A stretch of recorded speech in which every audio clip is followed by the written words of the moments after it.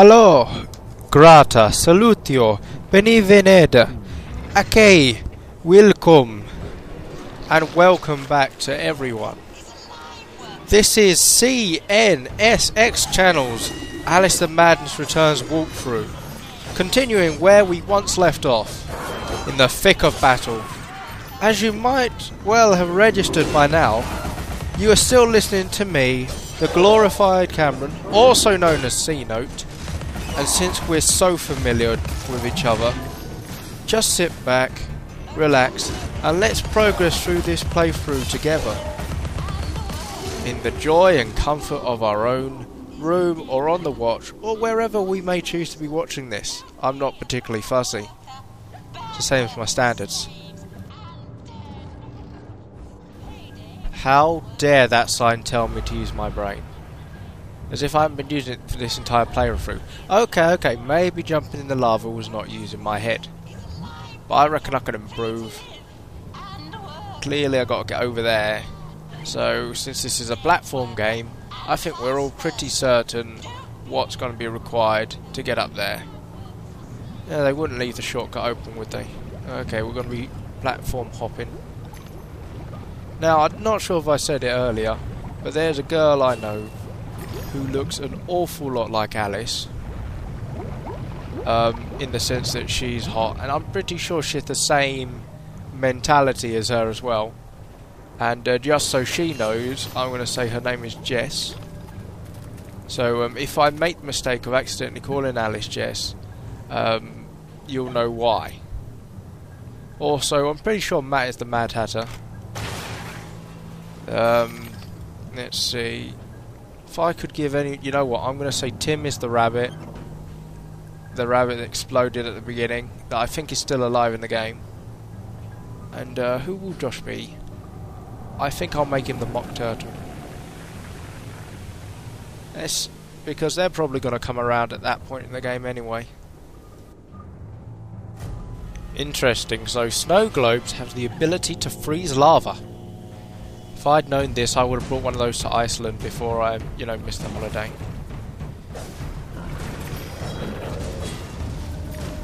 Just so you know, I did do an entire audio record through earlier of everything I was talking about, but then I realised I sounded like I'd kind of died or gone into a minor depression while I've been playing the game, because it lacked the the va-va-voom that I usually have, because I was complaining the fact that these steam things are everywhere, and I even said this place reminds me of Alaska.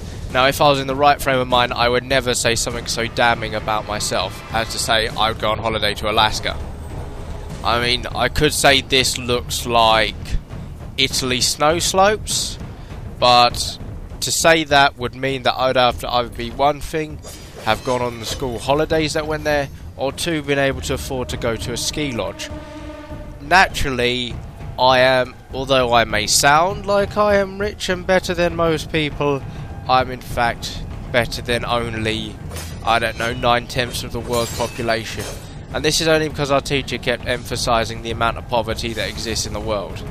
I mean, I don't know how people think that it's a good idea by saying, oh, you're better off in Britain. Why is that? Because so many people live in poverty.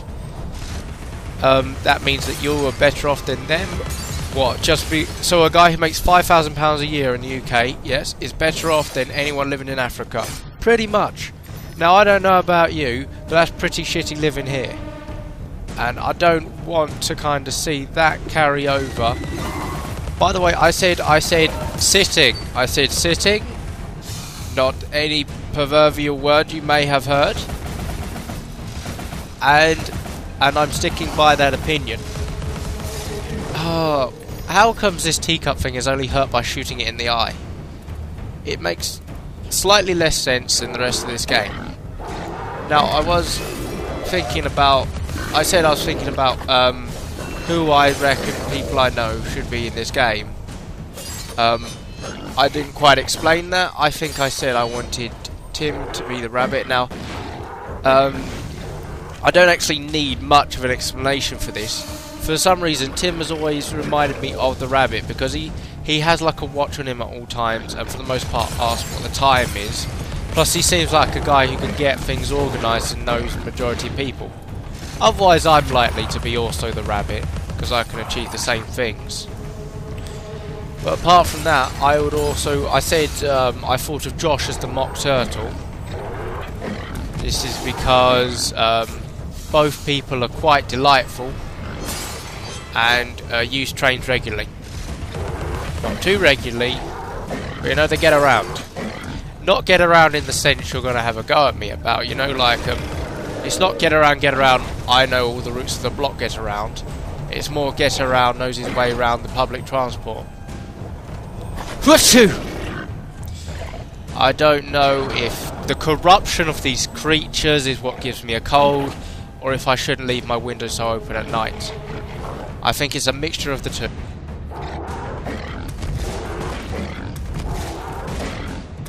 I'm now seriously wondering if it was a good idea to start talking while they're fighting. I think I've put on the fighting settings too high and the speaking settings too low. Because, I mean, you can hear me perfectly fine when when the fighting's done. You know, the background music isn't too loud. But when we are fighting, it's so loud. So loud. It's like going to... Remember, Alice, don't curse the darkness or the cold when you're in the library at night. It's like going to a festival and kind of going, right, I think I'll talk through the singing. I don't know about you, but that memory she just had there was somewhat creepy, you know, especially the way the dad said it. It reminded me either something that's in a Batman movie, where it's like, don't fear the night, use it to make others fear you. Otherwise, it's just completely misleading. You know, how can a girl not be afraid of the library? She went through this earlier, the whole place was a fire trap. And it's like cold and dark in there. So if you choose to start a fire, you could potentially be choosing to kill yourself. No wonder the girl was afraid. Dad's bloody telling her, oh, don't be afraid of anything. You know what? I want to see him say that to her again while she was in the asylum. Obviously he's dead, so he can't say that. I mean, having to think about it, I have just realised that these steam things are floating there. Well, obviously that's not a realisation I just came to. I just thought this must be like the challenge part. You know, using all these different Steam platform. This is clearly some attempt to say that the game is getting harder. I don't quite see how it's getting harder. I mean, I've been jumping from platform to platform for this whole wretchedly fun, psychotically mesmerising game. And only occasionally have I made historical references to the past because I was angered by an overhead voice that was incredibly annoying. I was wondering how I could blind the teacup thing that also looks like a tap. Tap that, get on the floor. Tap that, get me some tea some more. Tap that, Mad Hatter's in the rats now. He's bringing down the tap that, get the kettle going. Tap that, get teas and cups and whoa. I imagine that's if, you know, the Mad Hatter decided to have a tea party nowadays. Hell yeah. Got me some steam going. Just remembered the old days when they used to have trains were actually steam powered, and they thought it was a great invention at the time. You know, because all you'd have is, I think, the train would go about 200 miles, and then there would be these wayports set up, which were basically giant tankers that held water. Water be poured into your train. You then use the coal to heat up the water. The steam would then go upwards, push like 2 gears above it, because the pressure of it pushing it would cause the gears to spin. That would cause other gears to rotate, which would cause the wheels to turn and make the train go faster. But then they worked out that if they turned, they heated up the coals I can't remember, but they produce electricity instead of steam, then it won't rely on as much water, but the trains will go faster and more efficiently. Or maybe they just did it because then you'd have less people working. Steam was better for us than the carbon dioxide was, because at least steam is what, H2O in the air. I don't know what the particle setup is for H2O in the air. Maybe it's just more parts oxygen, but who knows? Who knows? The symbol resistance is everywhere in this game.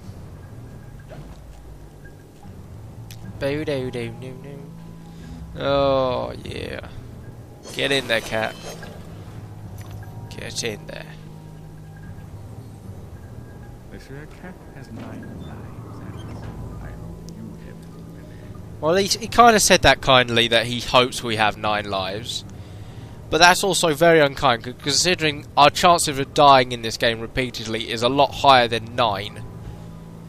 But don't worry, I've already made sure that Alice can die more than 9 times, as you may have seen earlier in the playthrough. Otherwise, we may be in a bad position when later on this game goes. Plus, I don't think, if Alice's sole purpose is to improve this world she's created, I find it very unlikely that if she died, she would be properly dead just yet. We may get like a surprise ending where she dies, but I really doubt that. I don't want Alice to die. I mean, she's some crazy ass girl, but she's our crazy ass girl, you know. And considering the amount of hours I put into this game, I do not want a bad ending. I want a happy ever after. And if I don't get a happy ever after, I'll settle for everyone dying. Maybe that's not a good thing, but I kind of think if I lose Alice, I want to lose them all. You know, it doesn't really matter otherwise, because Alice is the main focus of the game. What would be the point of keeping her alive the whole time if she just died? It's like one of the reasons why I don't like that game, Slender Man. Everyone likes it because I don't know, you get afraid of it. But I read the synopsis, the story of it. It don't sound too scary. Oh, this guy chases children and captures them. Well, I ain't a child, so I should be in the good. Nor do I have children, so I'm still in the good.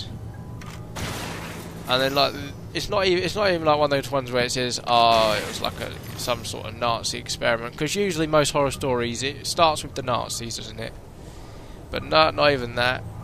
Plus the fact that you can't win the game. It's just ludicrous. I mean, Amnesia, I liked Amnesia because you can kind of win the game, or at least end it. I don't like the idea of Slender Man. You can find everything and you still die. What kind of ending that? That's a pointless. Then why play the game if the ending is still going to be the same? That's